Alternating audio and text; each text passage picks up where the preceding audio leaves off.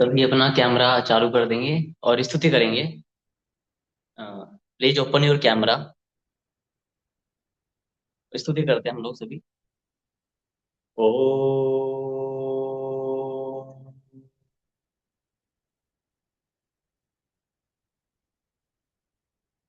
ओ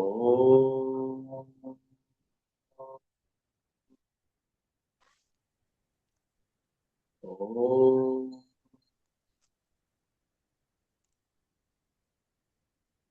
ओम नारायणं नमस्कृत्य नरं चैव नरोत्तमं देवीं सरस्वतीं व्यासं ततो जयमुदीरये। ओम नमो भगवते वासुदेवाय। ओम नमः पितामहाय। ओम नमः प्रजापतिभ्ये। ओम नमः कृष्णद्वैपायनाय। ओम नमः सर्वविघ्नविनायकेभ्ये। ओम कोटि नमन वंदन आप सभी को। तो आज हम हमें प्रवेश करते हैं अगली।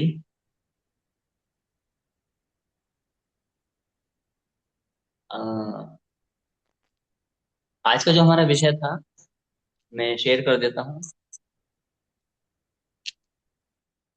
यहाँ पर आके। आशा करता हूँ कि पिछला जो कल का कंटेंट था आपको कोई इसमें शंकाएं नहीं हुई होंगी। हम्म। अ, आशा करता हूँ कि आपको यदि कोई पिछली कक्षा में कोई प्रश्न है तो यू कैन आस्क मी। यदि कोई ऐसा लगता है कि कोई प्रश्न नहीं है तो फिर मैं आगे बढ़ जाता हूँ। हाँ? यदि कोई प्रश्न है तो आप पूछ सकते हैं मुझसे। क्योंकि यदि शंकाओं का समाधान ना किया जाए और हम मैं आगे बढ़ ये जाएं। पूछना चाह रहा था हम्म। कि शाश्वत का एक अर्थ आपने बताया था सब काल में स्थिर रहने वाला, जी। और दूसरा अर्थ बताया था नित्य।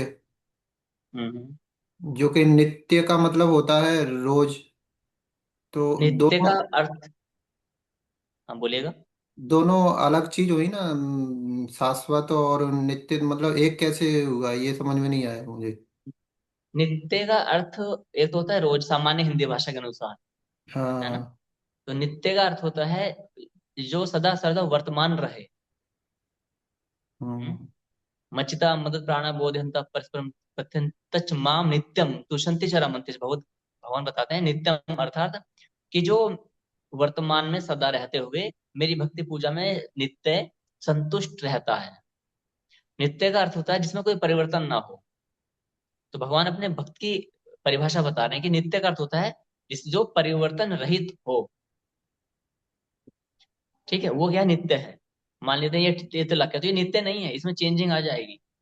तो शाश्वत हाँ। नित्य क्यों है, उसमें कोई परिवर्तन नहीं आने वाला। जो जैसा कल था वो वैसा आज है। जो जैसा आज है वो वैसा कल भी रहेगा। It's called Sanatana. It's called शाश्वत। और इसको हम क्या कह सकते हैं, नित्य भी कह सकते हैं। और सदा से रहने वाला भी, सदा से तो रहेगा बट इसमें कोई चेंज भी नहीं होता। सनातन में कोई चेंज नहीं होने का है। हम्म। हम्म? कुछ भी चेंज नहीं होता। तो इसे हम बोलते हैं नित्य। लेकिन जो आजकल की भाषा में हम नित्य प्रयोग करते हैं, नित्य का अर्थ होता है प्रतिदिन। हाँ, नित्य का मतलब प्रतिदिन। लेकिन नित्य का अर्थ प्रतिदिन है, नित्य का अर्थ होता है जो जिसमें कोई परिवर्तन ना हो, नित्य रहने वाला है हम्म। ना। नमस्ते परम आत्मा गुरु। नित्य है। हाँ। कक्षा के बाद में नहीं बोलना, नमस्ते है ना ऐसे रखना। ठीक है। तो इसलिए इससे ना डिस्कशन में क्या होता है, कंफ्यूजन होता है। तो बात समझाए ना। तो वास्तविकता में क्या है, आपके कैमरे पर ना अंधेरा आ रहा है। शाश्वत शिवानी साध्वी जी और ये प्रियंका साध्वी जी से हम निवेदन करेंगे कि please open your camera if you are seriously. कि कैमरा ओपन से ना ये होता है कि आप you are serious. Thank you, thanks a lot. अच्छा, और अर्जुन जी की प्रॉब्लम मुझे पता है कि उनको एक इशू है, इसलिए वो अपना उन्होंने कल बताया था मुझे।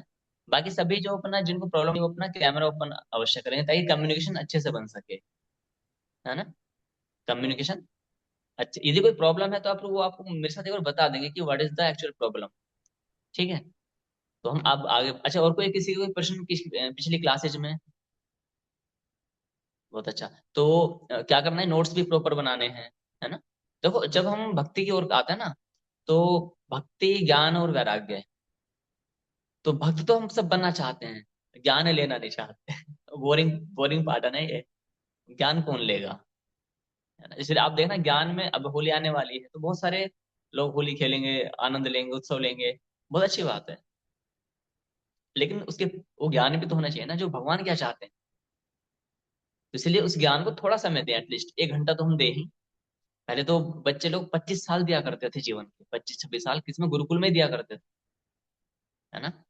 अब हम 1 घंटा तो दे ही सकते हैं एटलीस्ट। अब आगे बढ़ते हैं, कंटेंट पर आते हैं। कल हमने ये श्लोक पढ़ दिए थे यहाँ तक सब।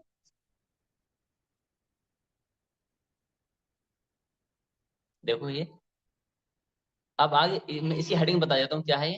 हेडिंग क्या थी हमारी, वाई नीड ऑफ शाश्वत, शाश्वत की आवश्यकता क्यों है। जब तक हम आध्यात्मिक शास्त्र को, सनातन को पढ़ रहे हैं, समझ रहे हैं, इसका कारण ही नहीं पता होगा, तो फिर हम क्या करेंगे, हम भ्रम में जीवन जिएंगे कैसे। कोई भी साधु संत आएंगे, वो बताएंगे और हम उनकी बातों को सुनेंगे और फॉलो करेंगे।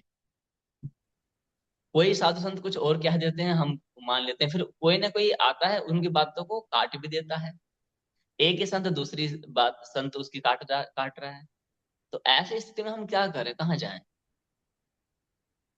तो अल्टीमेट जो ट्रुथ है, ये हम आपके सामने रख रहे हैं, शास्त्र खोल करके, अपनी इच्छा से नहीं बता रहे। यदि आपको लगे कि, अच्छा दूसरी बात, आपको हमने एक चीज सिखाया था ना, क्या है वो, कि आपको कैसे पता, ये बोला था ना हमने, आपको कैसे पता। तो इसका अर्थ क्या होता है, आपका राइट है ये पूछने का। जो भी आध्यात्मिक ज्ञान दे रहे हैं, आप उनसे पूछेगा विनम्रता पूर्वक, अहंकार वश में नहीं, विनम्रता पूर्वक उनकी सेवा कीजिएगा। जो भी संभव है सेवा, वो कीजिएगा। उनसे प्रश्न पूछिए। तद्दुद्धि प्राणी पातेन परिप्रश्नेन सेवया उपदेक्षन्ते ज्ञानम ज्ञानेन तत्वदर्शिनः। भगवद गीता में बताते हैं भगवान कि शिष्य का या भक्त का कर्तव्य है अपने वरिष्ठ से प्रश्न पूछने का और फिर उनकी सेवा करने का। ये नहीं बोलना कि मुझे आज ही उत्तर चाहिए, आप भी क्या बता रहे हो, वो आज नहीं, उनकी इच्छा वो आज ना दे कल दे। कई बार ट्यूशन में जब हम पूछते हैं तो जो टीचर होता है ना, वो हमें आज नहीं बताएंगे, उस सवाल को बोलेंगे बेटा 2 दिन के बाद बताऊंगा, कंटेंट में आ जाएगा। तो आपका प्रश्न प्रासंगिक हुआ तो हम उसको उत्तर देंगे। और यदि हो सकता है कि वो चौथी पांचवी क्लास के बाद ऑटोमेटिक वो हमारे कंटेंट में, सिलेबस में हो, तो उसको उत्तर सीक्वेंस में मिल जाएगा ना। जब इतने साल हमने बिता दिए जगह जगह का ज्ञान इकट्ठा करते हुए, टीवी पर हमने सत्संग सुने हैं, और जगह जगह गए भी हैं हम इतनी जगह पर, तो थोड़ा सा पेशेंस रख लेंगे तो क्या बिगड़ेगा। हम्म? थोड़ा सा धैर्य रखेंगे ना हम उत्तर पाने के लिए। लेकिन मैंने जैसे कि बताया, ये जो ज्ञान है ये अकाट्य है। क्या है, अकाट्य। Nobody can cut, because of, यहाँ पर क्या है, ये भगवान के वचन है, मेरे वचन नहीं है, किसी साधु संत ऋषि मुनि महात्मा भक्त के वचन भी नहीं। परमेश्वर की तुलना में किसी के भी वचन नहीं हो सकते। हम्म। परमेश्वर की तुलना में किसी के भी वचन नहीं हो सकते, तो इसलिए परमेश्वर वचन आपको दिए जा रहे हैं। अब आगे आते हैं, शाश्वत की आवश्यकता क्यों। जो लोग आज ही कक्षा में नए जुड़े हैं उनसे निवेदन है कि वो कुछ दिन क्लासेस को विधि पूर्वक लें, कॉपी पेंसिल साथ रखें, कुछ जो भी अच्छा लगे नोट्स बनाएं, या कोई प्रश्न उठता है तो वो आप प्रश्न लिख सकते हैं, आप उनसे मुझे पूछ सकते हैं। अभी मैं आगे बढ़ जाता हूँ, शाश्वत की आवश्यकता क्यों, तो मैंने ये बता दिया था, और मैं आगे बढ़ जाता हूँ जो आज मुझे ये पढ़ना है। शाश्वत की आवश्यकता क्यों हुई, देखेंगे यहाँ पर। किंतु महाभारत काल के पश्चात, कहाँ से आरंभ है, यहाँ से, संसार परमपिता परमेश्वर के अनुसार चलेगा या उनके द्वारा अधिकृत आत्माओं के अनुसार, या फिर परमेश्वर के परम प्रिय भक्तों, गुरुओं, आचार्यों के अनुसार चलेगा। संसार को कौन चलाएगा, तो उत्तर क्या आता है, परमेश्वर चलाएंगे या उनके द्वारा अधिकृत आत्माओं से। भगवान की अधिकृत आत्माएं कैसे होती हैं, उदाहरण के लिए अग्नि देवता, हम्म, अग्नि देवता, वायु देवता, वरुण देवता, पृथ्वी माता, हम्म, ये सब क्या है? इनके माध्यम से सारा संसार ये चल रहा है। जैसे हम गॉड की डेफिनेशन क्या बताते हैं? G means generator, O means operator, और D means destroyer. This is the definition of God as per English language, है ना? तो यहाँ पर हम शास्त्र अनुसार बता रहे हैं कि संसार को कौन चला रहे हैं? ये तो भगवान चला रहे हैं, या फिर भगवान के सुपरविजन में उनकी अधिकृत आत्माएं चला रही हैं। अब जो अधिकृत आत्माएं हैं उनके प्रमाण भी होंगे। ये प्रभु, ये कैमरा सभी का बंद आ रहा है, ऐसा क्यों? मैं रिक्वेस्ट करूंगा कि अपना कैमरा ओपन कीजिएगा। और जिनके पास अभी समय नहीं है, या फिर मुझे बताएं कि क्या रीजन है कि आप कैमरा क्यों नहीं ओपन कर रहे हैं। हम्म? ऐसे तो फिर पता है क्या, ना तो देखो आपको भी कुछ समझ में नहीं आने का है, कंटेंट समझ में नहीं आने वाला। मैंने बताया यहाँ पर यदि आप बहुत सीरियस हैं तो ही इस क्लास को सुने, क्योंकि देखो, पीएचडी कौन करेगा? पीएचडी कोई हंसी मजाक करने वाला तो नहीं जाएगा ना, कि चलो 2 दिन की कक्षा सुन करके आ जाते हैं, पीएचडी हो जाएगी, है ना? तो ऐसे नहीं होता ना। पीएचडी वही करेगा जो वास्तव में सीरियस है। आपकी गली मोहल्ले में, कॉलोनी में कितने लोग पीएचडी करते हैं? 10th 12th ग्रेजुएशन, है ना? 10th 12th ग्रेजुएशन, यहाँ तक लास्ट है। बहुत हुआ मास्टर कोर्स कर लिया, मास्टर डिग्री ले लिया, MA MCom whatever, and then rare peoples ही कहाँ जाते हैं? पीएचडी में जाते हैं। तो जैसे मैंने बताया, अर्जुन साधु जी की प्रॉब्लम है उनकी कुछ जेन्युइन। बाकी जो दिनेश साधु जी की कोई समस्या, तो आप मुझे बता देंगे क्या रीजन है। उत्तम जी हैं प्रभु जी, आप भी मुझे बता देंगे कोई कारण है कि कैमरा क्यों नहीं ओपन हो पा रहा है। प्रियंका जी भी बता देंगे, वरना कैमरा ओपन रखेंगे। ठीक है, आगे बढ़ते हैं।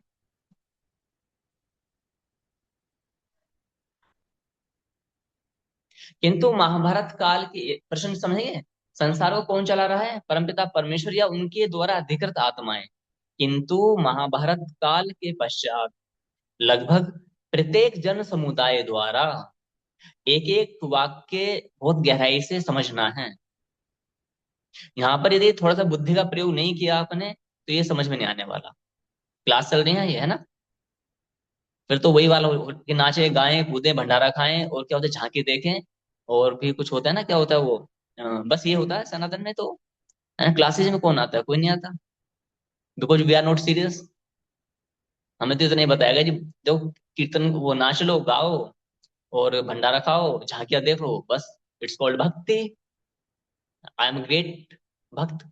चलो आगे बढ़ते हैं। किंतु महाभारत काल के पश्चात लगभग प्रत्येक जन समुदाय द्वारा किसी ना किसी पुण्यात्मा या भक्त को परम पिता परमेश्वर या उनका अवतार सिद्ध किया गया है। कब के बाद में? महाभारत काल के बाद में। हम्म? कब के बाद? महाभारत काल के बाद में प्रत्येक जन समुदाय में जो भी कोई व्यक्ति भगवान का भक्त बना है, थोड़ा सा कोई महापुरुष हुआ है, तो उन्होंने क्या किया है? उस महापुरुष को क्या किया? भगवान का भक्त बना दिया। क्या बना दिया? भगवान का भक्त बना दिया। भक्त नहीं, फिर अवतार बना दिया, कहीं कहीं पर उसे भगवान भी बना दिया। क्या बनाया? भगवान भी बना दिया। और मैं आपको बताऊं, महाभारत काल में भी एक व्यक्ति ने अपने आप को भगवान बताया था। बताओ कौन? भगवान कृष्ण से तुलना की थी। तुलना नहीं की थी, बोला था मैं ही कृष्ण हूँ। पौंड्रक। हाँ जी, क्लब्स फॉर यू। हाँ, पौंड्रक। यानी महाभारत से भी ये काम चालू हुआ था, और सतयुग में भी चालू हुआ था। यू नो अबाउट सतयुग? Who was that? कौन थे वो? हिरण्यकश्यप जी महाराज, है ना? हिरण्यकश्यप, उन्होंने क्या बोला था? मैं ही परम पिता परमेश्वर हूँ। तो ये प्रक्रिया ना ये वहां से चलती हुई आ रही है, और आज कलयुग में तो हर कोई भगवान बनते जा रहे हैं। ये बड़ा आश्चर्य है। हम्म? अब देखते हैं, आगे बढ़ते हैं। एक एक शब्द को समझना, वाक्य को समझना। किसी पुण्यात्मा या भक्त को परमपिता परमेश्वर या उनका अवतार सिद्ध किया गया, तत्पश्चात इनके द्वारा काल्पनिक नए नए पंथों, संप्रदायों, धैर्य रखना, बहुत धैर्य रखना। क्यों रखना है? क्योंकि अब जो ये आगे की कंटेंट आ रहा है ना, ये थोड़ा पेशेंस वाला है। ये आपके जो अभी तक का जो जड़ है, अस्तित्व है, हो सकता है उनको हिला डाले। तो एटलीस्ट क्लासेज पूरी ले लेना। तत्पश्चात इनके द्वारा काल्पनिक नए नए पंथों, संप्रदायों, परंपराओं, विधि विधानों को लिख कर अनुसरण करने को ही नहीं कहा गया। क्या हुआ, इनके द्वारा जो विधि विधान थे ना पूजा के, उनको लिखा, लिख करके फिर क्या बोला, और फिर क्या करा, उनको अनुसरण करने के लिए नहीं कहा गया, अपितु तथा कथित आचार्य, गुरु, जगत गुरु, सतगुरु, परम गुरु, रसिकाचार्य, महायोगी, पीठाधीश्वर, महामंडलेश्वर संत आदि उपाधियों के आधार पर परम पिता परमेश्वर के वचनों को हटाकर इनके विचारों को कुतर्कों द्वारा अनुयायियों पर थोपा गया है। हम्म, इनके द्वारा क्या हो गया, थोपा गया है अनुयायियों पर, फॉलोवर्स पर। और इन नए नए परमेश्वर या अवतारों ने, या इनके अनुयायियों ने, इनके द्वारा लिखित पुस्तकों को शास्त्र ग्रंथ या वेद के नाम से, या इनके समतुल्य, या इनसे भी उच्च प्रचार कर मानव समाज को ज्ञान देने का यत्न किया है। अब आपसे थोड़ी वार्तालाप कर लेते हैं। अब देखो, जिनका मुझे मुखड़े नहीं दिखे तो क्या ही वार्ता करूंगा। फिर भी चलो, जो आप मेरा साथ दे रहे हैं, बहुत अच्छी बात है। यदि आप अच्छा, अब आते हैं यहाँ पर, जो अभी हमने पढ़ाई इसमें क्या था, महाभारत के बाद में क्या हुआ है, वैसे पहले से था ही। उस समय क्या हुआ कि लोगों ने क्या किया कि ये तो अपना भगवान बन बैठे। या फिर क्या हुआ, जैसे हमारे कोई गुरु जी हैं, हमारे आचार्य जी हैं, और हम भावनाओं में आ गए और हमने बोला नहीं नहीं, मेरे गुरु तो भगवान हैं। हम्म, ऐसा बोल दिया। और फिर क्या हुआ, उनके द्वारा रचित पुस्तकों को वेदों शास्त्रों के समतुल्य या उनसे भी उच्च घोषणा कर दी गई, कि जो वेद थे इस सतयुग द्वापर में हुआ करते थे, इस कलयुग में जो हमारी संस्था, हमारा आचार्य और हमारे गुरुओं के जो शास्त्र हैं, लिखित शास्त्र हैं, ये ही वैलिड हैं। इनके अतिरिक्त कुछ वैलिड है ही नहीं। वो उस जमाने का ज्ञान था, आज का ज्ञान ये है। तर्क क्या देते हैं, जैसे राम जी आए, कब आए, नरसिंह भगवान कब आए, सतयुग में। राम जी आए त्रेता में। जो नरसिंह भगवान थे, वही सतयुग में जो आए थे, वही राम जी के रूप में आए। वही राम जी कृष्ण जी के रूप में द्वापर में आए। और वही जो द्वापर में कृष्ण जी आए थे, वही, या तो मैं आया हूं इस कलयुग में, या जो मेरे गुरु जी है ना, वो वही कृष्ण जी मेरे गुरु के रूप में आए। ये आज विचार समाज के सामने परोसा जाता है।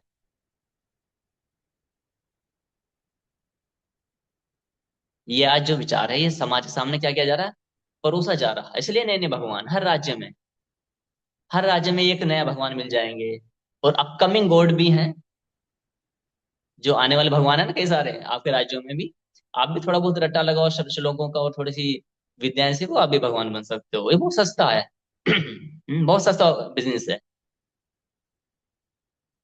चलता भी बढ़िया है। आप 100 लोगों को भभूत पढ़ के दोगे ना, भस्म, 100 में से किसी एक का भला हो जाएगा, तो वही आपको भगवान बना देगा। हम्म, सनातन धर्म में नहीं होता ये मत सोचना सनातन में होता है, हर जगह वर्ल्ड वाइड होता है। तो आगे बढ़ते हैं, यहाँ पर क्या है। यदि यहाँ तक आपका कोई प्रश्न है तो कृपया करके मुझे बताएंगे। अच्छा, आपके आजू बाजू में कोई ऐसी संस्थाएं हैं जिन्होंने अपने गुरुओं की पुस्तकों को वेदों, महाभारत, रामायण, पुराणों से भी ऊपर सिद्ध कर दिया हो? या फिर आपके आजू बाजू में कोई ऐसे लोग या संस्थाएं होंगी जिन्होंने अपने गुरुओं को भगवान सिद्ध कर दिया? काफी हैं जी। जी धन्यवाद। देखो, मुझे अच्छा लगा, अर्जुन साधु जी कैमरा किसी कारणवश इनका ऑफ है, लेकिन फिर भी उनकी सक्रियता कैसे, उन्होंने एकदम से उत्तर दिया है ना। तो ये जो आज हो रहा है, अच्छा मैं पूछना चाहूंगा दिनेश साधु जी से, क्या आपके संपर्क में आजू बाजू में कोई ऐसी संस्था है कि जो अपने गुरुओं को भगवान के समान या भगवान से भी बड़ा सिद्ध करती हो, या उनके द्वारा रचित पुस्तकों को ही वेदों, महाभारत, रामायण, पुराणों से भी उच्च घोषित करती हूँ? दिनेश साधु जी, प्रियंका साध्वी जी, और रेडमी करके, रेडमी A2 जी हैं कुछ, प्रभु जी और उत्तम जी, आप में से कोई व्यक्ति जो ऐसा जानते हैं आसपास में? नाम नहीं बताना है ना, नाम पता परिचय नहीं बताना। Unmute your mic and then speak please. Dinesh Sadhu ji, अपना माइक है ना पहले अनम्यूट कर लेंगे, है ना? जी है, ऐसा होता है। हाँ जी। बहुत बहुत धन्यवाद। हाँ। अच्छा, नाम बहुत बहुत, नाम नहीं बताना, नाम पता क्यों नहीं बताना? हो सकता है कि जो आप नाम बताने वाले हो वो इस समूह में कहीं ना कहीं वो विद्यमान हो, ऐसे भी हो जाता है ना कई बार, क्योंकि इसमें तो पूरे देश से कहा। हाँ, बहुत अच्छा। अब माइक म्यूट लगा लेंगे, बहुत अच्छा। और आशा करते हैं कि आप इसको समझ पा रहे हैं जो हम बता रहे हैं। इसलिए यहाँ पर हमने शास्त्र खोले हुए हैं, और भगवान वाच अर्थात जिसको भगवान ही बता रहे हैं वही चीज बता रहे हैं आपकी स्क्रीन पर। और हमने ग्रुप में ये पीडीएफ भेज दी है, हाँ? ग्रुप में ये पीडीएफ भेज दी है। तो ये जो क्यों हुआ, now you can see on your screen, ये सब क्यों हुआ? अब आगे पढ़ते हैं। और इन नए नए परमेश्वर या अवतारों ने या इनके अनुयायियों ने इनके द्वारा लिखित पुस्तकों को शास्त्र ग्रंथ या वेद के नाम से या इनके समतुल्य या इनसे भी उच्च प्रचार कर मानव समाज को ज्ञान देने का यत्न किया। ज्ञान देने का यत्न किया। और ज्ञान की परिभाषा हम समझ चुके हैं, ज्ञान क्या होता है। कल हमने बताया था ज्ञान की परिभाषा क्या है, ऊपर कहीं है, वो पीडीएफ में आप देख लेना। जो आज जुड़े हैं, मैं निवेदन करूंगा आप कम से कम 5-6 क्लासेस सुनिएगा, तभी कुछ समझ में आएगा। जैसे ट्यूशन वाला बच्चा ना, 2-4 दिन डेमो मुझे बोलना पड़ता है, इस ज्ञान के लिए डेमो शब्द अच्छा नहीं लगता, लेकिन अब कलयुग है बोलना पड़ता है। तो डेमो ले लीजिएगा, अच्छा रहेगा। अब आगे बढ़ते हैं थोड़ा सा। ज्ञान देने का यत्न किया, प्रचार व ज्ञान देने हेतु यहाँ तक असत्य कह दिया गया है कि वेद पुराण इतिहास का ज्ञान इस कलयुग में असफल है। क्या है प्रभु जी? इस कलयुग में असफल है, किंतु हमारे संत गुरु अवतार आचार्यों द्वारा दिया ज्ञान ही कलयुग में सरलता से शाश्वत सुख या जन्म मरण के बंधन से, अर्थात कुल मिला के जैसा होता है ना, परम धाम, मुक्ति, सालोक्य धाम, जो भी है ना, सेलिब्रेशन, ये सब चीजें, मोक्ष मिल जाना। तो कह रहे हैं जन्म मरण के बंधन से मुक्ति प्रदान कर सकता है। जो हमारे गुरुओं के द्वारा जो रचित शास्त्र हैं, किताबें हैं, वो जो चीजें हैं जो उन्होंने मंत्र विद्या या पूजा पद्धति की विद्या बताई हैं, मुक्ति प्रदान कर सकता है। परम पिता परमेश्वर के वचनों को न मानने के दुष्परिणाम निम्न है।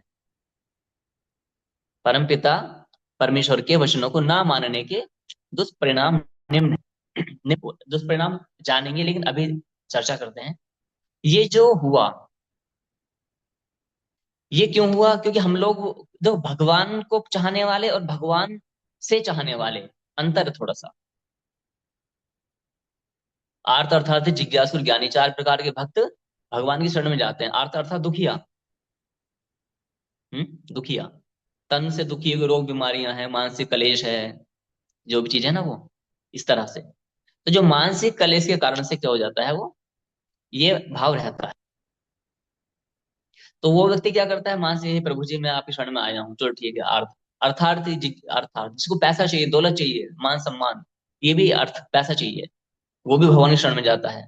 जिज्ञासु, न दुखी है, न धन की आवश्यकता, प्रश्न है, जिज्ञासा है, क्यूरियोसिटी है, सवाल जवाब करने हैं।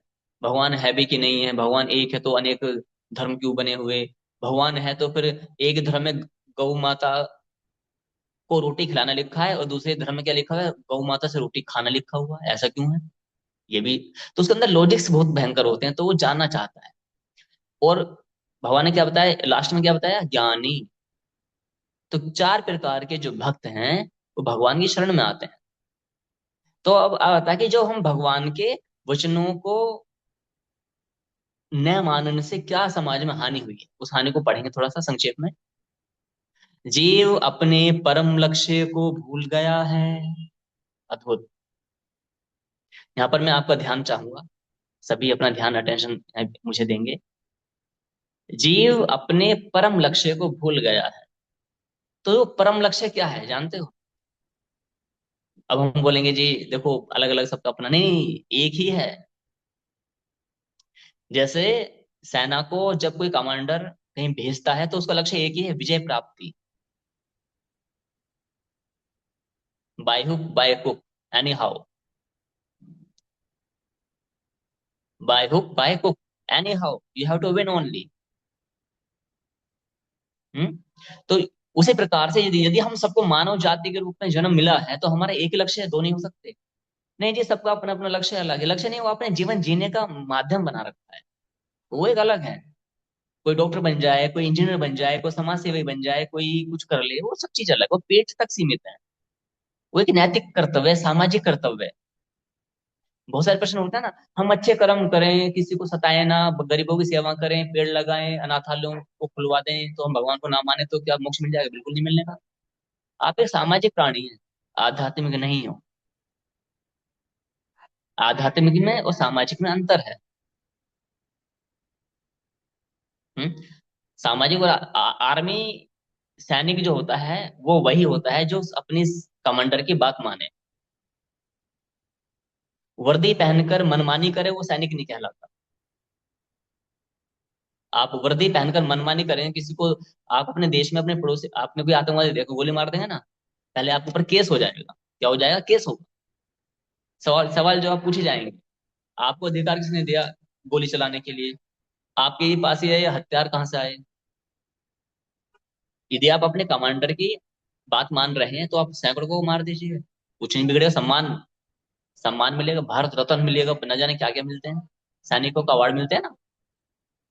वही चीज है। तो इसलिए हमें यह समझना है कि जीव अपने परम लक्ष्य भूल गए। तो परम लक्ष्य क्या है? परम लक्ष्य मोक्ष पाना ही लक्ष्य है। परम लक्ष्य क्या है? भगवान का परम प्रिय बन जाना। जो मैंने पहली कक्षा में, दूसरी कक्षा में बता दिया था ना, परम प्रिय, प्रिय तरह, प्रिय कृतम।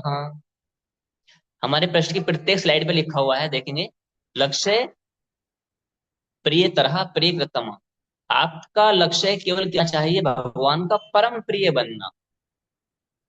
क्यों बनना? बोले मोक्ष चाहिए। क्यों चाहिए मोक्ष? हे भगवान, हम तो बस जन्म मरण के बंधन से मुक्ति चाहते हैं। आप भगवान को नहीं चाहते, मुक्ति चाहते हो। हम कहते हैं क्यों? अरे कुछ पल के लिए मुक्ति मत मांगो। भगवान जी अपनी मुक्ति आप अपने पास रखो, हम तो आपके नौकर बनना चाहते हैं। क्या बनना चाहते हैं? भगवान के नौकर बनना चाहते हैं, दास बनना चाहते हैं। तो दास कैसे बनना? माला लेकर बैठ जाओ जंगलों में जाकर के, या कहीं गुफा के अंदर से वो माला जप करना है? नो, नेवर, नहीं। आपको शास्त्रों में पढ़ना पड़ेगा, what is the order of supreme Lord. All of you very well educated person, आप पढ़ सकते हो हिंदी में, इंग्लिश में, संस्कृत में, जैसा मर्जी आप पढ़िएगा। भगवान का ऑर्डर क्या है, वो ऑर्डर ही हम पढ़वा रहे हैं। कोई बहुत बड़ा कार्य नहीं कर रहे हम। लेकिन जो भगवान के ऑर्डर है वो बहुत बड़े हैं। मेरी कोई आपके श्री चरणों में इस दास की कोई भी क्षमता नहीं है। एक कण भी वो बहुत उत्तम है जो आपके श्री चरणों में लगा हुआ है। क्यों? आप भगवान के लिए 1 घंटा दे रहे हैं। और मेरी ये भी क्षमता नहीं कि मैं आपके चरणों में कर्ण में लग जाऊं, पैरों के कर्ण में, ये भी मेरी क्षमता नहीं है। तो सोचो आप कितने महान हैं कि मुझ जैसे की क्षमता इतनी नहीं कि मैं आपके चरणों के कर्ण में ही लग जाऊं। आप बोलेंगे आप तो सुना रहे हो हमें। प्रभु जी मैं सुना नहीं रहा हूं, मैं भी भगवान की आज्ञा का पालन कर रहा हूँ। क्या कर रहा हूं? मैं भगवान की आज्ञा का पालन कर रहा हूँ। तो हम दोनों अपना अपना कर्तव्य निभा रहे हैं। मुझे इसमें आनंद आ रहा है ना? तो भगवान लक्ष्य क्या है? हमारा लक्ष्य समझेंगे क्या है? भगवान का परम प्रिय बनना।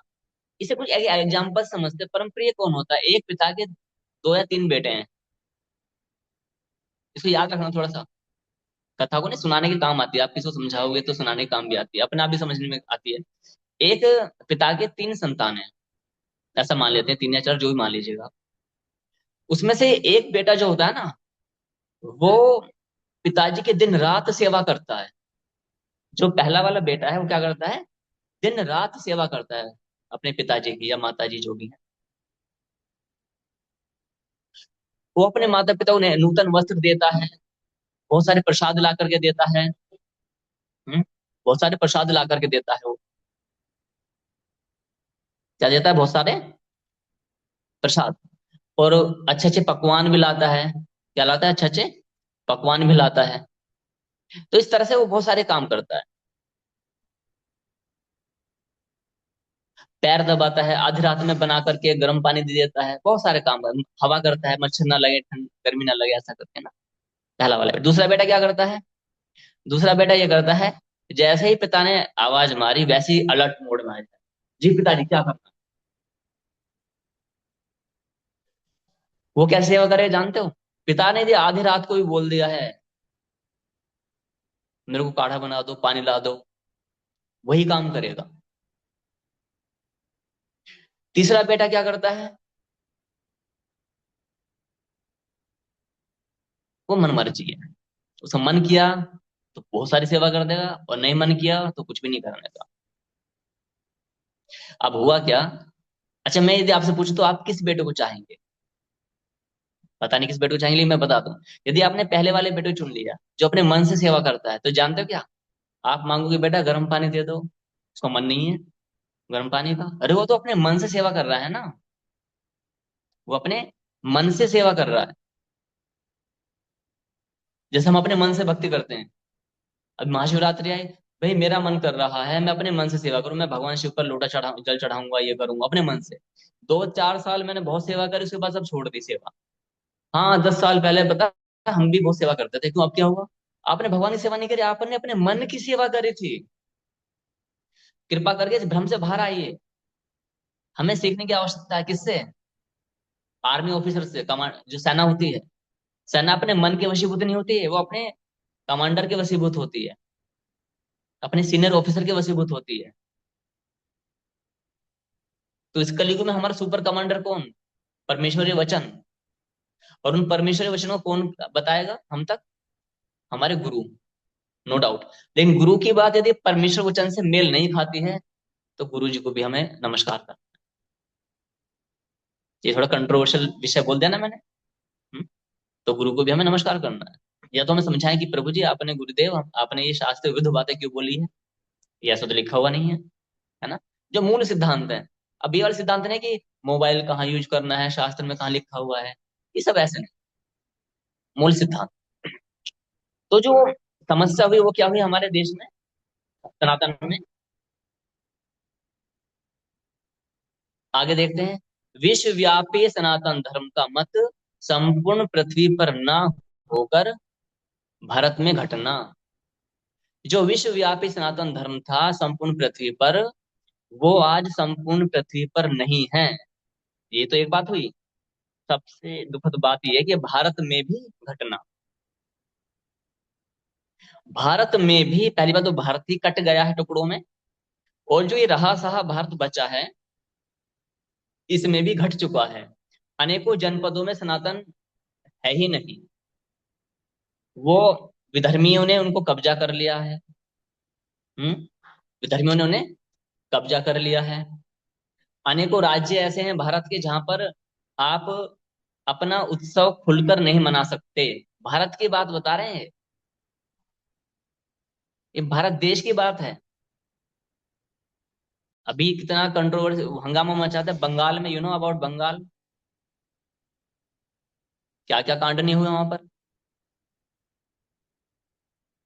कश्मीर का आप जानते ही हो। 1990 में क्या हुआ था?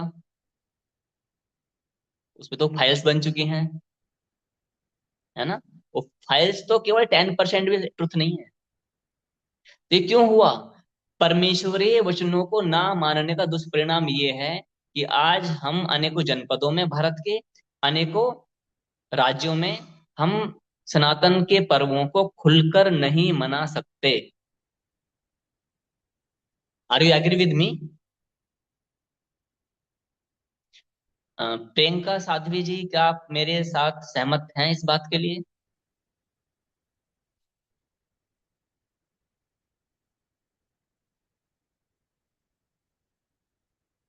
अ, दिनेश साधु जी और कल्पना। अच्छा, कल्पना शायद तो ये शाश्वत से हैं। बाकी जो और सदस्य हैं, आप सहमत हैं मेरे? जी आप सहमत नहीं है तो मुझसे प्रश्न कर सकते हैं। सहमत है प्रभु जी। धन्यवाद प्रभु। और उत्तम साधु जी, आप हैं, सुन पा रहे हैं क्या मुझे? जी जी। धन्यवाद। सहमत वीवो हूँ। Y2, जी वीवो Y200 आप सुन पा रहे हैं? इसलिए नहीं, जी। किसी के घर में रखा हुआ हो ना, जैसे अच्छा बैटरी अच्छा अच्छा, हाँ। जी जी। देखो अपना कारण बता देते हैं तो मुझे प्रसन्न, बहुत धन्यवाद धन्यवाद। आपने अपना, जी जी, हाँ, ओके, पहले भी दिखा बहुत था एक, लेकिन वो तो फिर क्या होता, वेट जमाना है, 40 का बेचा इसलिए समझ ठीक आएगा। है। हाँ, म्यूट म्यूट कर लेंगे। आपने अपना कारण बता दिया ना तो मुझे अच्छा लगता है, ठीक है, बहुत अच्छा। तो ये जो भारत में घट रहा है, बढ़िया अच्छी बात। तो म्यूट म्यूट लगा लेंगे, please please mute your mic. किसकी आवाज आ रही है मेरे को पता नहीं। हाँ ठीक है, म्यूट लग गया। अच्छा एक बात समझे ना आप, होता क्या है कि भारत में भी जनपदों में, मैं आंध्र प्रदेश में रहा हूँ, राजस्थान में रहा हूँ, दिल्ली में रहा हूँ, उत्तर प्रदेश में तो मैं भी बातें कर रहा हूँ, और अनेकों राज्यों में मैंने भ्रमण किया। और ऐसे नहीं कि एक एक महीना रहा हूँ, 6-7 महीने, साल साल भर मैंने भ्रमण किया और वहां पर सेवाएं की हैं।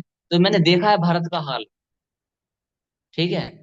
तो भारत में भी घटना, इसको आप लिख लेना, ये जो वाक्य है कि दुष्परिणाम क्या निकले, और what is the solution, if you have any solution please give me.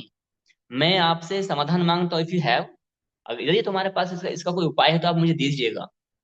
Number 3 क्या है? अधिकांश धार्मिक संस्थाओं, संप्रदायों, मठों का मतभेद के कारण कुछ ही वर्षों में अनेकों टुकड़ों में बट जाना। बहुत अच्छी बात है। तो आज हमारे देश में शंकराचार्यों की लड़ाई है कि असली शंकराचार्य कौन। हम्म, असली शंकराचार्य कौन, ये लड़ाई है। 18 पुराण है ना, लेकिन आप काउंट करोगे तो more, we have I think more than 23 Purana आज। 23 पुराण से ज्यादा का रिकॉर्ड है हमारे पास। अभी 18 से अलग पुराण कहां से आ गए? रामायण की बात करें तो 27 रामायण तो ऑन रिकॉर्ड हैं, 27 रामायण, बाकी छोटी मोटी अलग अलग। ये क्यों है? ये जो हुआ ना, ये इसलिए हुआ कि जो संस्थाएं क्या हुई हैं बाद में, बट गई हैं। जैसे आप गुरुजी बन गए, आप संप्रदाय की बात करते हैं, चलो संप्रदाय, आपने सुना होगा बिना संप्रदाय की भक्ति नहीं होती है, आपको 4 में से या 5 में से किसी न किसी एक संप्रदाय में जाना ही होगा। उन संप्रदायों में भी जब आगे जो उत्तराधिकारी आए, उन्होंने भी अपने अपने डिपार्टमेंट खोल दिए। आपने रियलाइज किया होगा, यदि आपने स्टडी की जी है तो आपने पाया संप्रदाय होगा। से, प्रभु जी संप्रदाय से अभिप्राय जातियों से है या पंथों से है? जी जी, बहुत अच्छा प्रश्न है। अच्छा लगा तो अर्जुन जी ने बहुत अच्छा प्रश्न। संप्रदाय से यहाँ पर हम जातियों की बात नहीं कर रहे हैं। यदि मैं बताऊं जैसे कि श्रीजी संप्रदाय होता है, गौड़ीय वैष्णव संप्रदाय होता है, फिर एक ये, लेकिन जो शास्त्र में कुछ प्रकार के आते हैं, शैव संप्रदाय जो भगवान शिव को मानने वाले होते हैं, वैष्णव जो भगवान नारायण विष्णु या राम को मानने वाले होते हैं, शाक्त जो आदिशक्ति माँ भगवती, राधा रानी, दुर्गा, काली और सरस्वती लक्ष्मी आदि को मानने वाले होते हैं, और एक होता है निराकार को मानने वाले, ये होते हैं। और जो जातिगत की बात करते हैं तो वो तो एक जातिगत व्यवस्था हमारे शास्त्र में कहीं पर भी नहीं, इसलिए शाश्वत में जाति पूछना भी हम प्रतिबंधित करते हैं, और जाति बताना भी हम प्रतिबंधित करते हैं। जाति, और इसका हम हमारे पास प्रमाण है शास्त्रों में। मानव जाति होता है, स्त्री जाति होता है, ये जातियां हैं। लेकिन जिन हम जातियों की बात आज कर रहे हैं, ये जातियां तो गढ़ दी गई हैं। लगभग 6,000 से ज्यादा जातियां हैं। 6,000 से ज्यादा, इन जातियों को कोई आधार नहीं है। जातियों के नाम पर न जाने एक ही कुएं में कीड़े मकोड़े, एक ही नदी बह रही है, नदी में क्या होगा, कीड़े मकोड़े पानी पी सकते हैं। लेकिन जिनको हमने नीची जाति ऊंची जाति का माना हुआ, वो पानी पी लेगा तो बोले पानी अशुद्ध हो गया है। कहाँ मती, जस्ट ट्राई टू थिंक। उसमें सांप पानी पी रहा है, मेंढक पानी पी रहा है, कौवा आके, कौवा मांसाहारी है ना, कौवा केस में कौवा जो होता है वो पानी पी के चला गया, और किसी मनुष्य ने, हमने पानी पी लिया, बोले तुम किस जाति के हो, बोले इस जाति के। जाति ना तो पूछनी है ना बतानी है, कहाँ बतानी कहाँ पूछनी है, जहां पर गवर्नमेंट कि हम दास गुलाम है, हम इस समय तो हमारा सनातन धर्म भी गुलाम है ना। सरकारों ने नियम ऐसे बना रखे हैं, जाति का कॉलम बना रखा है, क्यों बना रखा है? लड़वाने भिड़वाने के लिए। क्यों नहीं आज ही जातियां खत्म कर दें? आपके माइंड में आ रहा हुआ, हम तो भगवान के परम प्रिय बनना चाहते हैं। प्रभु, परम प्रिय का अर्थ होता है, जैसे मैंने वो बताया ना कि तीन पुत्र हैं, भगवान को अपना वही भक्त प्रिय लगता है जो भगवान की आज्ञा का पालन करता है। माता पिता को अपना वही पुत्र प्रिय है जो माता पिता की आज्ञा का पालन करेगा। जो माता पिता की सेवा अपने मन से कर रहा है, कल को वो मन से सेवा त्याग भी सकता है। सरकार को वही सैनिक चाहिए जो सरकार के जो सुप्रियर हैं अधिकारी, उनकी आज्ञा का पालन करे। फायर तो means fire, stop means stop.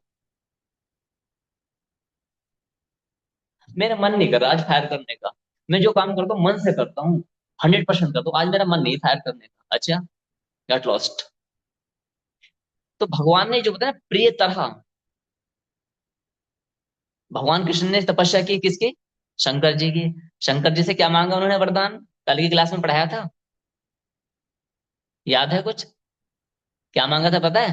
कि हे प्रभु, हाँ कौन बताएंगे, बताओ, जिनको जानकारी है वो एक जना अनम्यूट करके बताएगा। नहीं नहीं, जो हमारे शिष्य हैं शाश्वत के वो नहीं बताएंगे, प्लीज स्टॉप। चलो मैं बता देता हूँ। क्या बोला था? कि मुझे सब पदार्थों की अपेक्षा आपका प्रिय बनना, भगवान का प्रिय बनना। हम्म? और भगवान ने उसी को प्रिय बनाया जो भगवान की आज्ञा का पालन करता है। आगे आगे देखते हैं। अनेकों टुकड़ों में बट जाना, चौथा नंबर क्या है? साधु संतों, गुरुओं, आचार्यों, भक्तों, वाचकों का आपस में ही कुतर्क पूर्ण तर्कों से, तर्कों द्वारा कटाक्ष कर अपने संगठनों के मत या अपने मत को सर्वश्रेष्ठ सिद्ध करना। जितने भी साधु संत महात्मा ऋषि मुनि वर्तमान में हैं, जो भी वाचक प्रवक्ता हैं, जो भी हैं, वो क्या करते हैं? तर्क कुतर्क करेंगे, और फिर जो अपने संगठन से संबंधित जो विचारधाराएं हैं उनको वो क्या करेंगे? सर्वश्रेष्ठ सिद्ध करेंगे। और फिर दूसरे संप्रदाय या दूसरे जो कम्युनिटी के जो लोग हैं ना, वो क्या करते हैं? वो तुरंत उनकी बात को काट भी देते हैं। क्या करते हैं? काट देते हैं। आप टीवी पर तो देखते हो ना, डिबेट खूब होती है, यूट्यूब में जाओ, यूट्यूब में भी बहुत मिलती है। और हम कह रहे हैं हम भगवान की भक्ति कर रहे हैं, भगवान देखते हैं कि इस धरती पे सनातन का क्या हाल हो रहा है। और फिर इस तरह के जो ये तथाकथित साधु संत ऋषि मुनि अवतार भगवान जो भी हैं, ये पता है क्या बोलते हैं? अन्य किसी की पुस्तक नहीं पढ़नी है। यदि आप पुस्तक पढ़ोगे तो आपकी बुद्धि में भ्रम उत्पन्न हो जाएगा। शाश्वत ये कहता है कि आप इन कक्षाओं को सुनने के बाद में, समझने के बाद में, एग्जाम देने के बाद में, एक एग्जाम्पल लगा रहा हूँ, एग्जाम देने के बाद में क्या करना? फिर हम बोलेंगे आप संसार के बड़े बड़े जो कल्ट हैं और जो संप्रदाय हैं या जो भी संस्थाएं हैं, उनकी पुस्तक पढ़िए। एक पुस्तक पढ़ते एक एक घंटा देते, आप एक घंटा नहीं देंगे, समझने के बाद में आप एक आधा घंटा दोगे, आधे घंटे में दूध का दूध पानी का पानी हो जाएगा। हाँ ये एरर कहाँ पर है, उस एरर की जड़ में चले जाओगे, फिर आपको हंसी आएगी, अच्छा। और इस जो एरर को उस संस्था के अंदर जो 30-40 सालों से सेवा कर रहे हैं, दिल्ली की घटना बता रहा हूँ मैं, दिल्ली 40-40 सालों से जो सेवा कर रहे हैं उनको भी इस एरर का पता नहीं होता। आप बोलेंगे प्रभु जी आपको कैसे पता चल गया? देखो, अभी तो उस विषय पे जाने की कोई विशेष लाभ है नहीं, हाँ ईश्वर की कृपा से जानकारी मिली है, लेकिन वो जानकारी अकाट्य है। इसको तो आप तो सुनेंगे ना, इसके तो मैं कोई पैसा भी नहीं ले रहा हूँ, है ना। बस आपसे एक चीज मांगता हूँ, आप मुझे अपना अपना अपना ध्यान पूरा दें, अटेंशन दें। एक कॉपी लेने, एक पेन लेने, उसमें जो भी आपको भला लगे, अच्छा लगे, वो लिख लें। क्योंकि मैं यहाँ पर आपको एक तरह ट्यूशन दे रहा हूँ। क्या दे रहा हूँ? ट्यूशन दे रहा हूँ। और मुझे आवश्यकता भी उन्हीं की है जो अपना थोड़े परिश्रम करना चाहें। वरना तो अब क्यों 1 घंटा क्यों अपना वेस्ट करना। जाए भी कहीं, बहुत सारे है ना, हम वहाँ सुन लेंगे, आनंद ले लेंगे, थोड़ा टीवी खोलेंगे, अपना कथा सुन लेंगे। क्यों माथा पच्चे करने, यहाँ पे देखो बार बार मैं शास्त्र खोल रहा हूँ, ये सब चीजें पढ़ा रहा हूँ, है ना। हम तो वो एक भजन, शाम सपनों में आता क्यों नहीं, ये गा लेंगे, और क्या है, गा लीजिएगा। इससे यदि शाम सपनों में आता क्यों नहीं से यदि भगवान प्रसन्न हो जाते हैं, भगवान आप हम प्रिय बन जाए, तो मुझे एक प्रमाण दिखा दीजिए कहीं लिखा हुआ, है ना। कुछ नहीं होने वाला इनसे। आप भौतिक जगत से ऊपर उठ सकते हो। भगवान का परम प्रिय बनने के लिए भगवान को समझना पड़ेगा, समय देना पड़ेगा। अब परमेश्वरीय वचनों को ना मानने का दुष्परिणाम क्या है? अपने मत को सर्वश्रेष्ठ सिद्ध करना। 5, ये बहुत इंपॉर्टेंट है। वास्तु, वेशभूषा, भाषा, भोजन, भाव का सनातन सम्मत ना होना। इसको ना आप लिख लेंगे अपनी कॉपी पर। पहला क्या? वास्तु, आप सभी अपनी कॉपी पर लिख लेंगे वास्तु। दूसरा क्या है? वेश। तीसरा क्या है? वास्तु, वेश, भूषा, भाषा, भोजन और भाव। आपको ये क्लासेस इस तरह से समझनी है कि कल को यदि मैं आपको बोलूं कि प्रभु जी आप भी किसी की क्लास ले लीजिएगा, तो कृपा करके आप इस सेवा को फिर करें। हाँ? वास्तु, वेश, भूषा, भाषा, भोजन, भाव, ये 6 पॉइंट हैं। इन पे चर्चा करते हैं क्या होता है। वास्तु का अर्थ होता है वास्तु, वस्तु। वस्तु जानते हैं ना, पदार्थ। कि हमारे घर में कौन कौन सी शुभ वस्तुएं रखी होनी चाहिए। अशुभ वस्तुएं नहीं, शुभ वस्तुएं। जैसे कि गंगा जल, जैसे कि शंख हो गए हैं। बहुत सारे ऐसे पदार्थ होते हैं, शुभ होते हैं, इस प्रकार की चीजें। वास्तु का दूसरा अर्थ क्या होता है? वास्तु विधि, अर्थात जो घर, मकान, बिल्डिंग, दुकान बनती है ना, इन भवन निर्माण, स्थापत्य कला, इंटरेस्ट डिजाइनिंग जो होती है, कहते हैं वास्तु दोष। तो हमें ये ज्ञान होना चाहिए, दिशाओं का ज्ञान होना चाहिए। पूरा पूरा भी नहीं है तो बेसिक्स तो पता होना चाहिए कि हाँ पूर्व दिशा की ओर पाँव नहीं करने हैं, दक्षिण की ओर पाँव, क्योंकि उधर से पूर्व दिशा से सनराइज होता है, दैट्स वाई। होता है ना। कोई मंदिर है तो उसकी ओर पाँव करके नहीं बैठना है। ये सामान्य ज्ञान ये होना चाहिए हमें। हमारा घर कैसा होना चाहिए? संभव है तो, क्योंकि अब महंगाई का जमाना है और हर जगह ऐसी स्थिति नहीं मिलती, प्रकाश होना चाहिए, सनलाइट अंदर आए, हवा अंदर जाए, थोड़ा ऐसा होना चाहिए वास्तु। वेश, वेश की बात करते हैं। परमेश्वरीय वचनों के हटने से वास्तु खत्म हो गया। कुछ तो मजबूरियां भी हैं, जैसे कि घर में शौचालय नहीं होना चाहिए, लेकिन ये व्यवस्था है, आज की जनरेशन की व्यवस्था है ना। शौचालय का अर्थ है थोड़ा घर से दूर हो, ताकि बैक्टीरिया ना पनपे। ठीक, इसलिए वो शौचालय को दूर रखा जाता था। लेकिन अब क्या है कि ऐसी व्यवस्था नहीं है ना। अब तो आप जंगलों में जाओगे, भले ही सुविधा है, तो कोई ना कोई आएगा, आपको उठा के ले जाएगा, बोले किडनी काम आ जाएंगे इसकी। पहले तो रंजिश हुआ करती थी तो मार देते जंगलों में। अब तो रंजिश के बिना भी ताल लगा के बैठे, अरे यहाँ पर ये आता है, महाराज जी आते हैं जंगलों में, एक काम करो, ले उठा के ले चलो इनको। बोले क्या है? बोले किडनी तो काम आएंगी, बिक जाएंगे, है ना। तो वास्तु, वेश, वेश की बात करते हैं। वेश हमारा कैसा होना चाहिए? वेश कैसे बदला? भक्त के लिए बिना सिला वस्त्र पहनना आवश्यक है। हम्म? भक्तों के लिए बिना सिला वस्त्र पहनना आवश्यक है। किस अवस्था को छोड़कर? आपद धर्म को छोड़ के। अभी आपद धर्म भी बात करते हैं थोड़ा सा, संक्षेप में बात करूंगा, फिर ये मैं श्लोक दिखाऊंगा तब बताऊंगा आपद धर्म क्या होता है। आपद धर्म होता है रोग की अवस्था में, युद्ध की अवस्था में, ब्राह्मण की रक्षा करने के लिए, और यात्रा काल में गुरु की आज्ञा का पालन करने के लिए। यदि नियमों का उल्लंघन हो रहा है तो कोई दोष नहीं लगता। समझेंगे कैसे? बिना सिला वस्त्र पहनना है, और आप इन ठंड के दिनों में आप बिना सिला वस्त्र पहने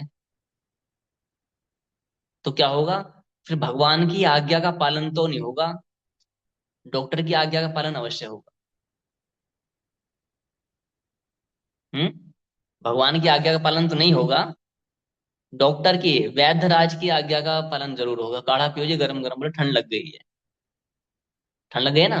तो ठंड से बचने के लिए, वर्षा से बचने के लिए, या कहीं युद्ध की स्थिति है, कोई गोलियों से बचने के लिए यदि आपने कुछ चीज पहनी हुई है तो वो एक स्वीकार्य है, इसमें कोई दोष नहीं लगता है। ब्राह्मण की रक्षा करने के लिए कोई नियम टूट भी जाए तो कोई भी नियम नहीं लगता है। यात्रा काल में कहीं कुछ पहनना पड़ जाए तो कोई दोष नहीं लगता है। बहुत सारी चीजें मैं आगे एक्सेप्ट्रा एक्सेप्ट्रा आगे बताऊंगा। वेश, वेश क्या बदला आज हमने?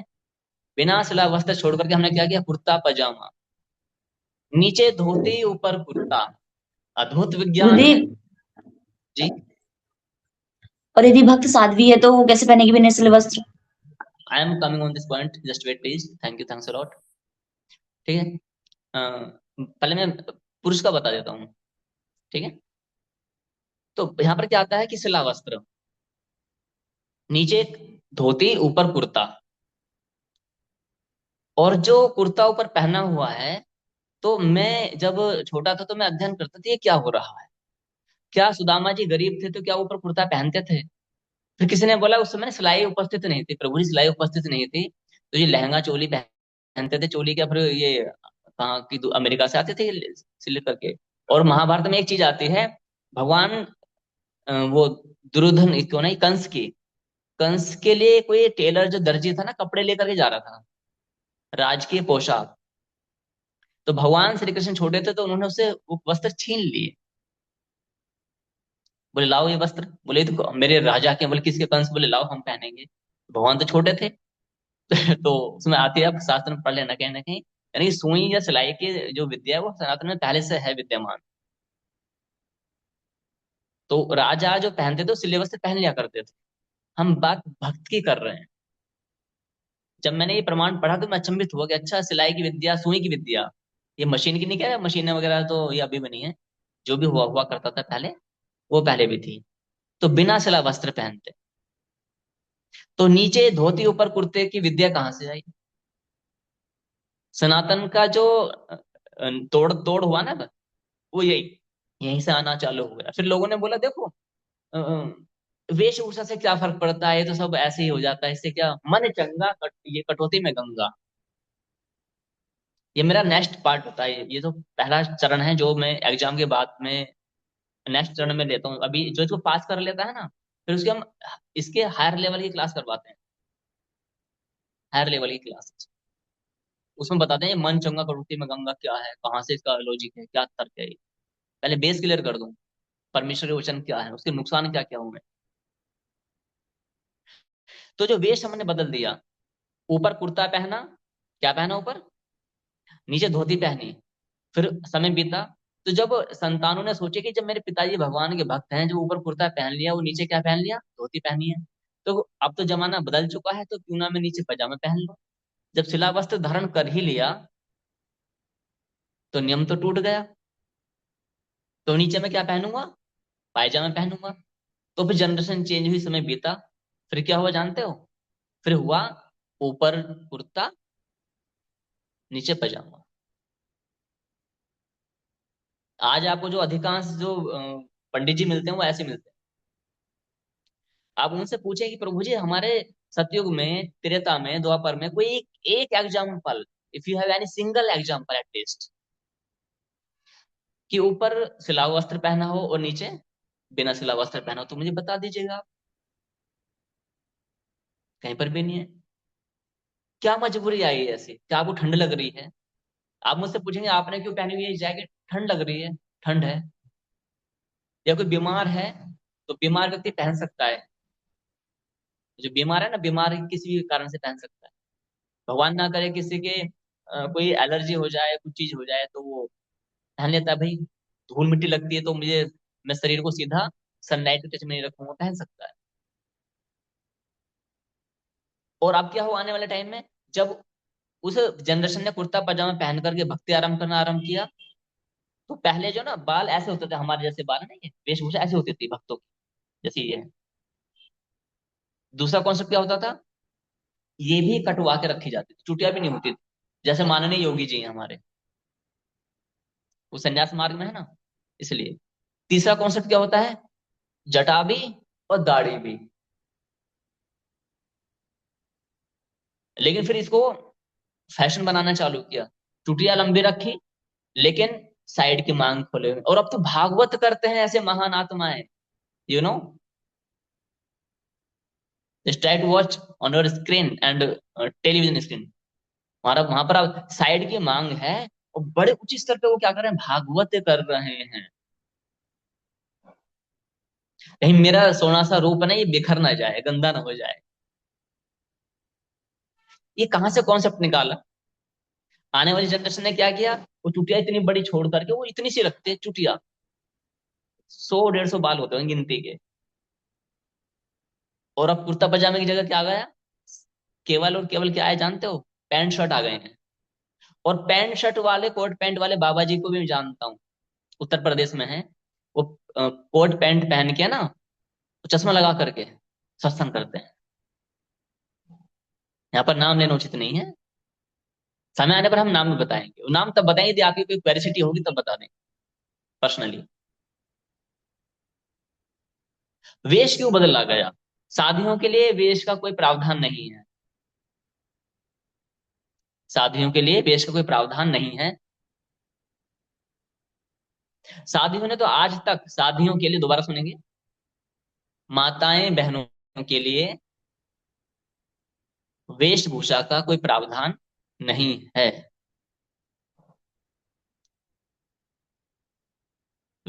हमारी माता बहनों के दो तरह के वस्त्र पाए जाते हैं, एक तो होती है अप्सराएं। अब हमारी माताओं बहनों को देखना है कि वो किस कैटेगरी में आना चाहती हैं। अप्सराओं का अर्थ है जैसे कि, क्या बोलते हैं वो, जैसे कि एक्ट्रेस होते हैं ना, हीरोइन एक्ट्रेस होते हैं, इस प्रकार से कामुकता को जगाने वाली, उर्वशी, मेनका, रंभा, इसी प्रकार की अप्सराएं। तो उनके वस्त्र, उनके शरीर पर 2 3 वस्त्र होते हैं गिनती के। वो नाचती हैं, वो नाच करके क्या करते हैं, वो किसी तपस्वी की, उसकी तपस्या को भंग कर देती हैं। तो यदि कोई साध्वी 2 3 वस्त्र पहन रही है, जैसे विदेशों का कल्चर है, आपने देखा होगा, वो तो 2 3 वस्त्र पहन के घूमते रहते हैं, तो इट्स कॉल्ड, वो अप्सरा है, अप्सरा माता। और यदि कोई साध्वी अपने तन को ढके हुए है, जैसे आप देखें, माता दुर्गा माता देखें, पार्वती माता देखें, इनको जो भी चित्रांकन किया गया है, वो कैसा बड़ा अद्भुत है, तन को ढके, तो ये क्या किस में आती है, देवी में आती है। अब आप बोलेंगे देवी में तो ये काली माता भी आती है, वो नग्न है बिल्कुल। कंडीशन अप्लाई, किस कंडीशन में, तो साधुओं के लिए क्या आता है, जो भी हमारी सनातन की जो परंपराएं, साड़ी पहनना, लहंगा चुन्नी पहनना है, तन ढकने वाले वस्त्र, वो एप्लीकेबल। वेशभूषा में जो नियम है वो पुरुषों के लिए बनाए गए।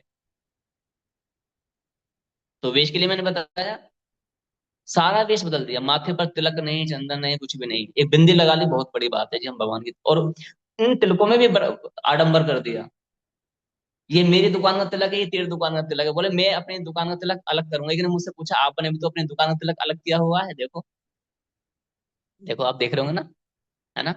इस क्या करते हैं, मैंने, हाँ जी प्रभु जी, प्रभु जी, जो भी,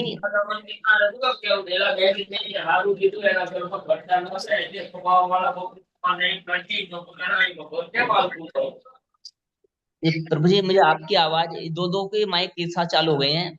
प्रियंका जी, एक बार आप, अर्जुन, अर्जुन जी बंद करेंगे, एक जना माइक बंद करेगा, अर्जुन जी बंद, आप माइक बंद कर देगा। ये प्रियंका साधु जी, पहले अपने अपने वीडियो आप ऑन कीजिएगा, ऐसे समझ नहीं आ रहा मेरे को क्या बोल रहे हैं, पता नहीं। क्या?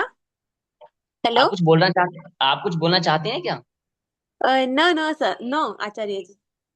ओके ओके, धन्य, म्यूट लगा लेंगे। हाँ अर्जुन साधु जी, आप बताएं। प्रभु जी, जो तिलक है, जी। हम हम देखते, जैसे आपने तिलक लगाया हुआ है, हाँ। आपने माथे पे चंदन लगाया हुआ है। जी जी।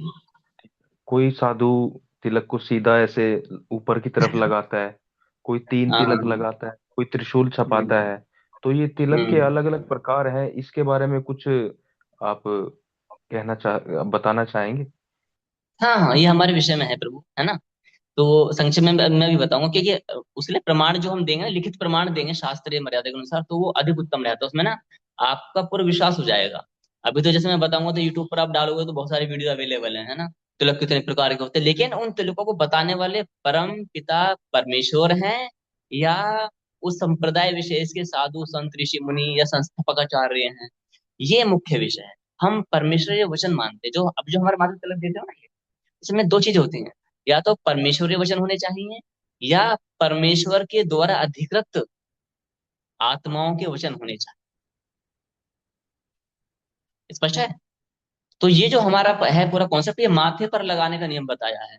अब ये गोल गोल कर रखा है, इसको तुम चकोर करो, जैसा मर्जी करो, पूरा माथे यहाँ तो रंग लो, वो उसका कोई लॉजिक नहीं है। माथे पर बताया गया है। माथे का अर्थ होता है कि जो आपकी आईब्रो बोन है ना, आईब्रो बोन, इसे छोड़ना होगा। आईब्रो पर तिलक नहीं लगाया जाता। आईब्रो की जो बोन होती है, ये जो ऊपर उठा हुआ था, आपने माथे पर छू के देखेंगे ना, ये हड्डी उठी हुई है।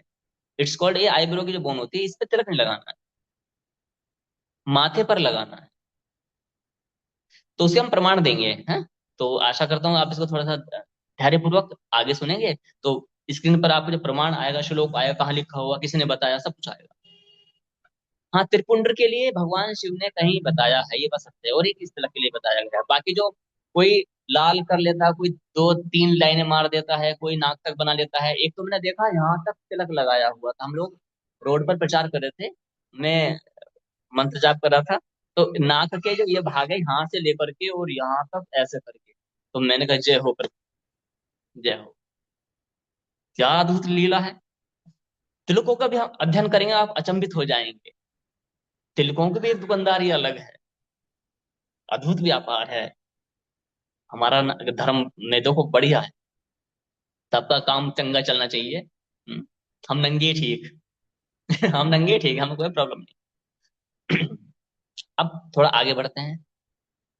जो आपको प्रश्न, तो मुझे प्रसन्नता होती है, तो क्योंकि जो जो हमारा कंटेंट तैयार है ना, मैंने क्या बताया था अभी, यदि आप इसको सुन लोगे, समझ लोगे, प्रॉपर नोट्स बन जाते हैं, तो इसको समझने के बाद में 99.99% सारे प्रश्नों का उत्तर मिल जाएगा। 0.1%, यानी मोटा मोटा 1% प्रश्न के उत्तर बचेंगे। कौन से?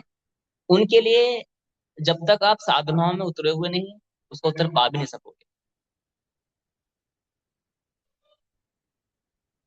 आप कितनी भी थ्योरी पढ़ लें, समुद्र में उतरोगे ही नहीं, नदी में, पानी में तो तैरोगे कैसे? मैंने आम के बारे में पूरा व्याख्यान कर दिया। अभी तो मैं व्याख्यान बता रहा हूँ, आम मीठा है, आम ऐसा है, ऐसे खाया जाता है, आम की रेसिपी ये होती है। लेकिन आम खाओगे तो एक अलग आनंद आएगा। लेकिन बहुत सारे ठग बैठे हुए हैं, हाँ? अब उन ठग को हम जैसे मान लेना। आपको तो शंका ये भी होनी चाहिए कि ये भी बैठा है ठग है, इसलिए बारंबार बोल रहा हूँ, मेरे वचनों को भी आप क्रॉस वेरीफाई कीजिएगा। This is your duty. एक अवेयर यूथ होना है हमको। अवेयर यूथ होता ना, जब जगा हुआ युवा, जवान, सोया हुआ नहीं। भावनाओं में आकर आप मेरे पीछे बह जाएं, नहीं। पढ़नी है आपको पीडीएफ, आप हमसे मांगिएगा, जो श्लोक दिखा रहे हैं स्क्रीनशॉट लीजिएगा, cross, just go there Google and extra extra platform and just try to cross verify. आप उनको वेरीफाई कीजिएगा कि जो श्लोक बताया गया है प्रमाणिक है कि अप्रमाणिक है। 300 करोड़ लोग संसार में ईसाइयों को फॉलो कर रहे हैं, ईसाइयत। सोचो आप, सबसे अधिक पॉपुलेशन है। ये क्यों बात बोली, ये आगे समझ में आ जाएगा, कुछ दिनों के बाद में आएगा समझ में। यहाँ पर क्या बता रहे हैं, कटाक्ष द्वारा अपने अपने मतों को ऊपर कर रहे हैं। वास्तु वेश मैंने बताया, भूषा। भूषा का अर्थ होता है प्रभु जी आभूषण। लेकिन समय मुझे अनुमति नहीं देता है, तो मैं यहीं पर ही विराम लगाऊंगा। आज मैं क्षमा चाहता हूँ, समय ओवर हो चुका है। तो एक बार हम ओम बोलेंगे, और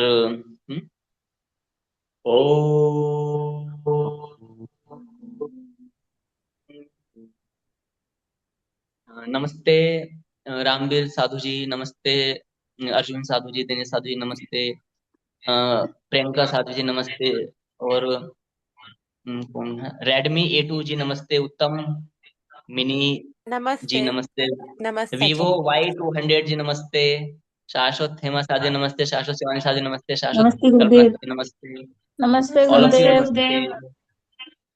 नमस्ते, नमस्ते।